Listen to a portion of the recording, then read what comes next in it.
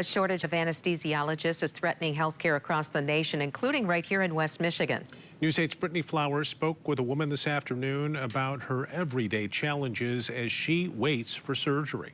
Brian and Sue, most people experiencing pain that only surgery can fix want to get it done as soon as possible. Most times you need an anesthesiologist to make that happen. Unfortunately, a shortage is having major impacts on patient care. It's a sound Cheryl DiBella and her husband Dan have grown used to. The yard of their Ada Township home is typically blooming with color, but this year the pots are empty and the beds are bare. Usually I always have lots of hanging plants on the front porch and in the backyard. Arthritis set in, and now Cheryl isn't able to do the things she once loved. I can't walk very long, I can't stand very long, I can't sit very long. I can't do anything very long. After months of hip pain, she was scheduled to have total hip replacement surgery in March, but it had to be postponed following results from her pre-op. They moved it to the 23rd of this month. And last Friday, I got a phone call and said that they were not going to be doing the surgery. They did not have an anesthesiologist, and I said, what? You're a hospital and you don't have any anesthesiologist. Cheryl's surgery was supposed to be at Corewell Health Blodgett, so she contacted them after receiving the news from her surgeon's office. So I left a message. Not a very nice message, but a message nonetheless. And they called back Monday morning. The lady that I talked to was very nice.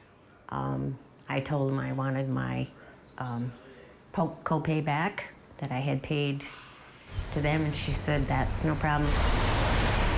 Cheryl's new surgery date is July 14th, but it will not be at a Corewell facility. We contacted Corewell Health to find out if they're experiencing a shortage of anesthesiologists, and a spokesperson wrote, quote, West Michigan Anesthesia is terminating its contract with Corewell Health in September. Unfortunately, the group is not providing sufficient staffing.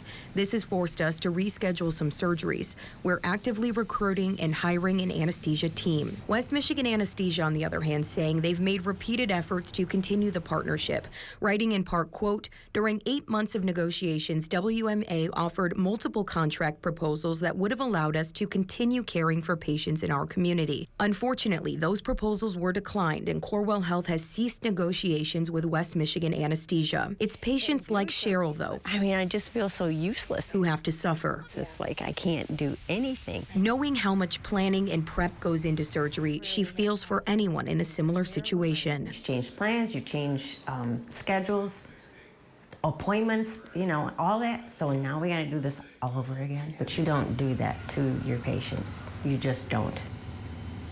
The American Society of Anesthesiologists says the percentage of facilities reporting an anesthesia staffing shortage increased from 35% in early 2020 to 78% in late 2022. Sue and Brian.